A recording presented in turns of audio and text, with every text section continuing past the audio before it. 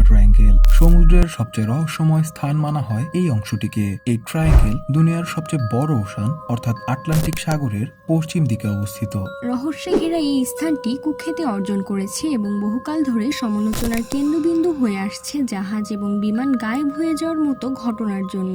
এই স্থানটির মধ্যে দিয়ে কোনো জাহাজ চলাচল করলে কিংবা উপর দিয়ে বিমান গেলেও রাডারের সাথে সংকেত বিচ্ছেদ, কম্পাস কাজ না করার ফলে রাস্তা হারানো এবং বিভিন্ন অদ্ভুত ঘটনার সাক্ষী হয়েছে অনেকেই। এই অংশ থেকে এ যাবৎ 150টিরও অধিক শিপ এবং প্লেন নিখোঁজ হয়েছে, যেগুলোর মাত্র কয়েকটিরই খোঁজ মিলেছে সমুদ্রের তলদেশে, যার মধ্যে একটি ছিল SS এলফারো।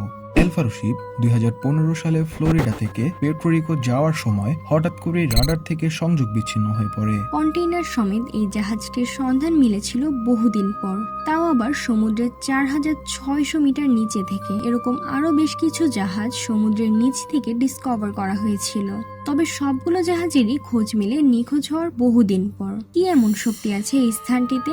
এর পেছনে কি আদৌ কোনো বৈজ্ঞানিক ব্যাখ্যা আছে, নাকি এই অলৌকিক ঘটনা অশুভ কোনো শক্তির প্রভাব? যুক্তরাষ্ট্রের ফ্লোরিডা থেকে পেট্রোরিকো এবং সেখান থেকে বারমুডা পর্যন্ত অঞ্চল একটি ত্রিভুজাকৃতি ধারণ করে বলে নির্দিষ্ট এই স্থানটিকে বারমুডা ট্রায়াঙ্গেল বলা হয়। ত্রিভুজাকৃতির এই এলাকা আনুমানিক 5 লাখ কিলোমিটার অর্থাৎ 8 লক্ষ স্কয়ার কিলোমিটার জুড়ে অবস্থিত। বারমুডা ট্রায়াঙ্গেল নিয়ে প্রথম আলোচনা সমালোচনা শুরু হয়েছিল 1945 সালে। তখন ইউএস নেভির 5টি যুদ্ধ বিমান হঠাৎ করে রাডার থেকে সংযোগ বিচ্ছিন্ন হয়ে পড়ে। পরবর্তীতে বিমানগুলোর সন্ধানে 13 জন ক্রু মেম্বার সহ আরও একটি এয়ারক্রাফট পাঠানো হয়, তবে রহস্যজনকভাবে সেই বিমানটিও সংযোগ বিচ্ছিন্ন হয়ে পড়ে এবং গায়েব হয়ে যায়। ক্রু মেম্বার এবং বিমানগুলোর খোঁজ করার উদ্দেশ্যে বেশ কিছু রিসার্চ করা হয়, তবে এই ঘটনার কোনো সুরাহা মেলেনি তখন।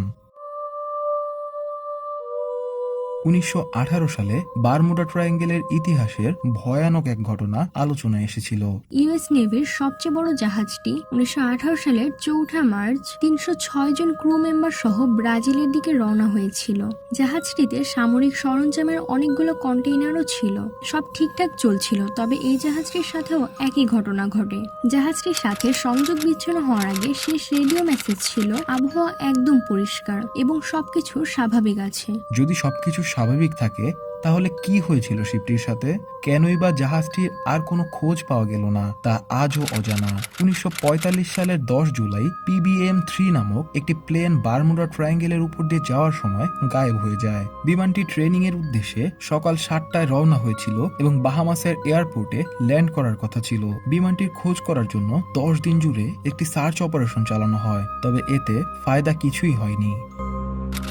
এরপর 1947 সালে C-54 নামে একটি বিমান বারমুডা ট্রায়াঙ্গেলের উপর দিয়ে যাওয়ার সময় আচমকা বিস্ফোরণ হয়।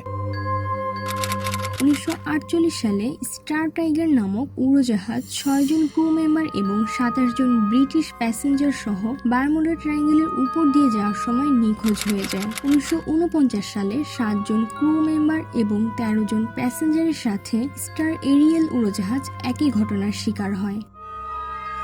SS মেরিন সালফার কুইন 1963 সালে সালফার বহনকারী একটি ট্যাঙ্কার জাহাজ যা বারমুডা ট্রায়াঙ্গেলে নিখোঁজ হয় এবং আর কোনো হদিশ পাওয়া যায়নি। C-119 বক্সকার 1965 সালে মার্কিন যুক্তরাষ্ট্রের একটি সামরিক বিমান যা বারমুডা ট্রায়াঙ্গেলে উড়ে যাওয়ার সময় নিখোঁজ হয়। আর এই জাহাজ কিংবা বিমান গায়েব হওয়ার ঘটনাগুলো এখানেই থেমে থাকে না। 1981 সালের অ্যালেন অস্টিন নামক একটি জাহাজ, 1941 সালে USS প্রোটিয়াস জাহাজ, একই বছরে USS নিরিয়াস নামক একটি জাহাজ, 1948 সালে ডোগলাস DC-3 এয়ারক্রাফট, 2005 সালে পাইপার এয়ারক্রাফট, 2017 সালে টার্কিশ এয়ারক্রাফট এবং 2017 সালের মে মাসে মিৎসুবিশি কোম্পানির একটি এয়ারক্রাফট বারমুডা ট্রায়াঙ্গেলের উপর দিয়ে যাওয়ার সময় নিখোঁজ হয়ে যায়। এছাড়াও বারমুডা ট্রায়াঙ্গেলে আগে পরে বহু বিমান এবং জাহাজ নিখোঁজ হয়েছে।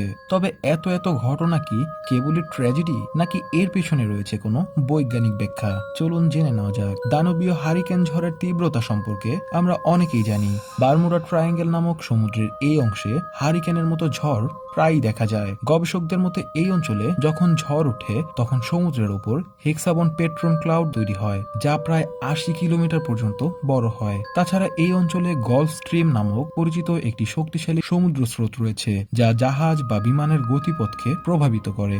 অনেক তত্ত্ব মতে এই অঞ্চলে চৌম্বকীয় ক্ষেত্রের অস্বাভাবিকতা থাকায় কম্পাস এবং অন্যান্য নেভিগেশন যন্ত্রে বিভ্রান্তি সৃষ্টি হয়, ফলে জাহাজ ও বিমান সঠিক দিক নির্ণয় করতে ব্যর্থ হয়।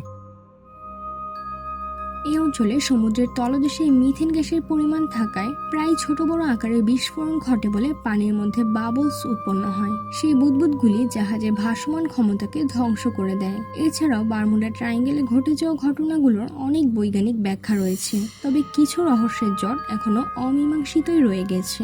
আর তাই তো অনেকে মনে করে বারমুডা ট্রায়াঙ্গেলের রহস্যজনক ঘটনাগুলোর পিছনে অতিপ্রাকৃতিক বা এলিয়েনদের ভূমিকা রয়েছে। এ ব্যাপারে আপনার কি খেয়াল কমেন্ট করে জানাতে ভুলবেন না।